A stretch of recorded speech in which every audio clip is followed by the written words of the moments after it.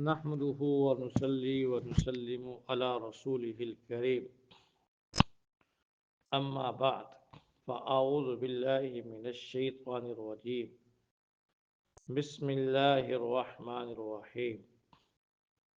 ويوم يحشرهم جميعا اور جس دن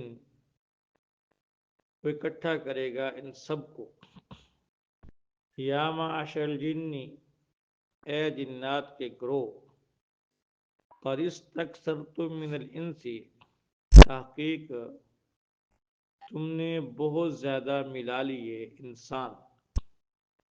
وقال اولیاؤہم من الانس اور کہیں گے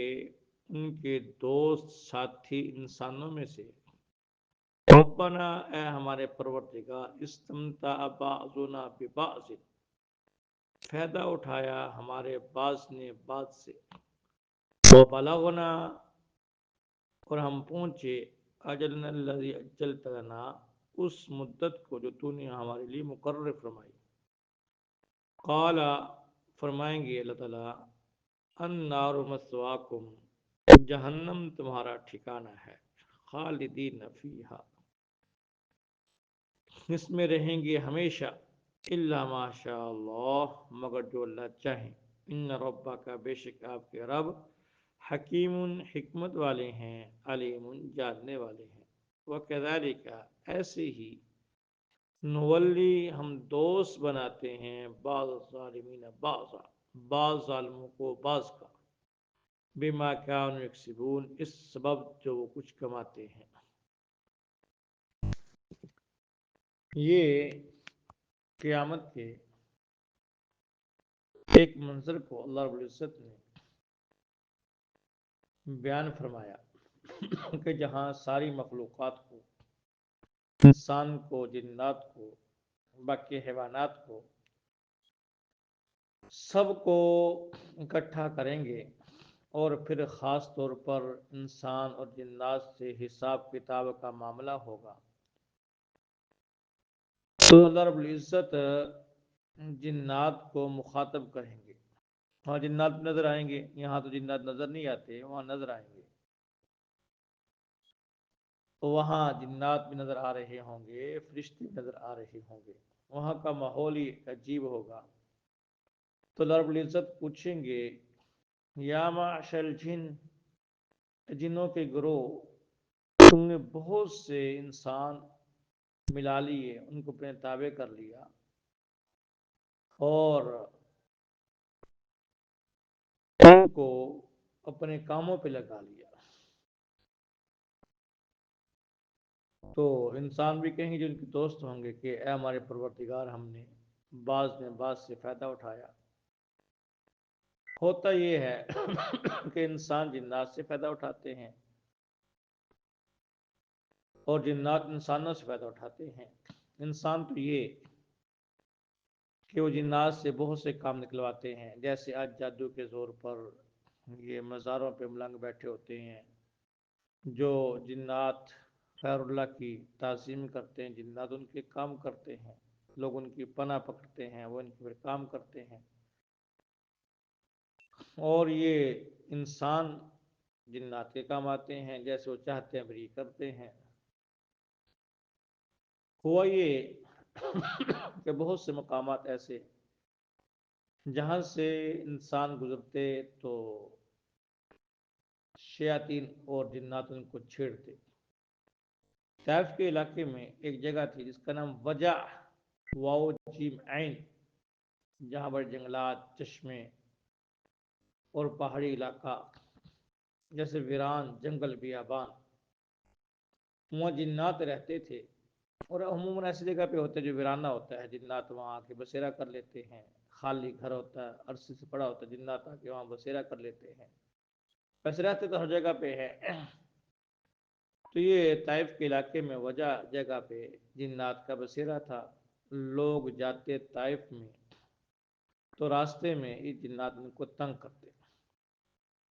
ایک دفعہ ایسے ہوا ایک آدمی جا رہا تھا اس کے پیچھے سے جن نے کپڑا پکڑ کے کھینچا تو اس نے دائیں بائیں دیکھا کوئی شے نہیں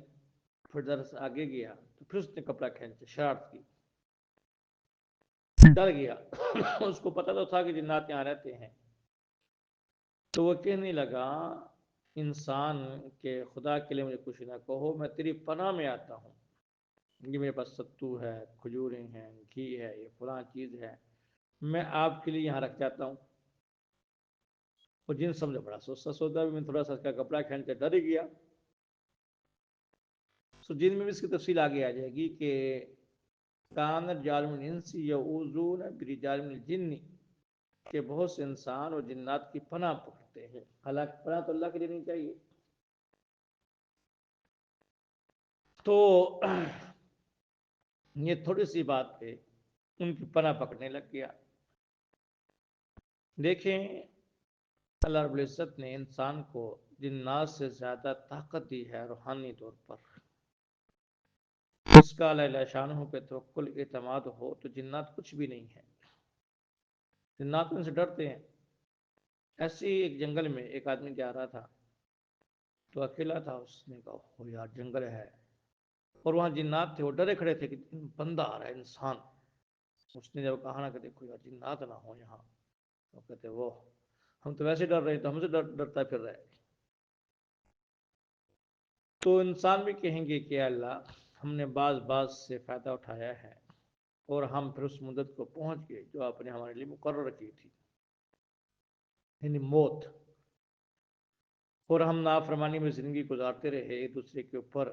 اعتماد کر کے کام نکالتے رہے۔ اللہ شان و فرمائے کہ تم نے میری نافرمانی کی ہے، قال النار مسواکم، اب آگ تمہارا ٹھکانہ ہے، اس میں ہمیشہ ہمیشہ رہو گے۔ اللہ ماشاء اللہ، مگر جس کو اللہ چاہیں تمہیں آگ خانے سے نکال لے گا۔ یہاں سے یہ بھی مطلب یہ ہو سکتا ہے کہ جو ایمان کے ساتھ گئے وہ تو نکل آئیں گے، جو کفر کے ساتھ گئے وہ ہمیشہ ہمیشہ رہیں گے۔ اور یہ مطلب یہ ہوگا کہ جو ہمیشہ ہمیشہ لوگ والے ہوں گے ان کو بھی نکالا جائے گا جہنم کی آگ سے، ان کو پھر زمہریر میں ڈالا جائے گا۔ یہ بات بھی آپ کے ذہن میں ہوگی کہ جہنم کے دو حصے ہیں، ایک تو نار والا گرم آگ والا، دوسرا زمہریر ٹھنڈک، دونوں یہ اللہ کے عذاب ہیں۔ زمہریر سرد خانے میں انسان کی ہڈیاں جم جائیں گی، کبھی ادھر گرائیں گے کبھی ادھر گرائیں گے سزا دینے کے لیے۔ تو یہاں سوال یہ ہوتا ہے کہ جنات تو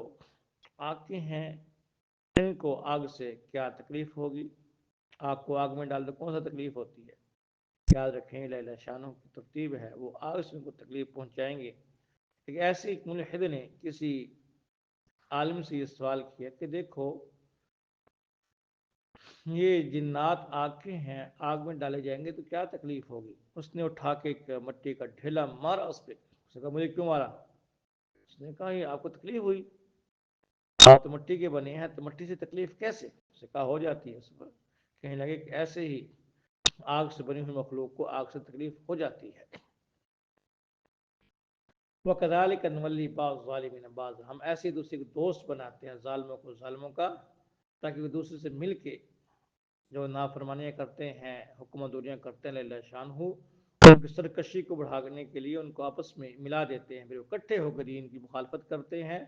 اور اپنی آخرت کو تباہ برباد کرتے ہیں۔ یہ مطلب بھی ہو سکتا ہے۔ اور یہ خود بخود بھی لوگ الجنس یمیل الجنس، ہر بندہ اپنے ذہن کے بندے کے ساتھ ملتا ہے، نافرمان نافرمانوں کے پاس بیٹھتے ہیں، نیک نیک لوگوں کے بیٹھتے ہیں، تو یہ نافرمان نافرمانوں کے پاس مل جاتے ہیں اور آپس میں مل کے یہ نافرمانیاں کرتے ہیں۔ ایک مطلب اس کا یہ بھی ہو سکتا ہے کہ کل قیامت میں ان نافرمانوں کو اکٹھا کر کے اللہ شان ہو جہنم میں گرائیں گے، جیسے ہر ایک کی گروہ بندی ہوگی، نیک الگ ہو جائیں گے نافرمان الگ ہو جائیں گے، تو ان کو اکٹھا کر کے اللہ شان ہو جہنم کا ایندھن بنا دیں گے، اور یہ ان کے اپنے کرتوت ہوں گے جس کی بنا پہ ان کے ساتھ ایسے کیا جائے گا۔ دعا ہے اللہ رب العزت مجھے آپ کی باتیں سمجھنے کی توفیق عطا فرمائے اور اپنی پوری زندگی قرآن اور نبی کے فرمان کا دبا ڈھالنے کی توفیق عطا فرمائے۔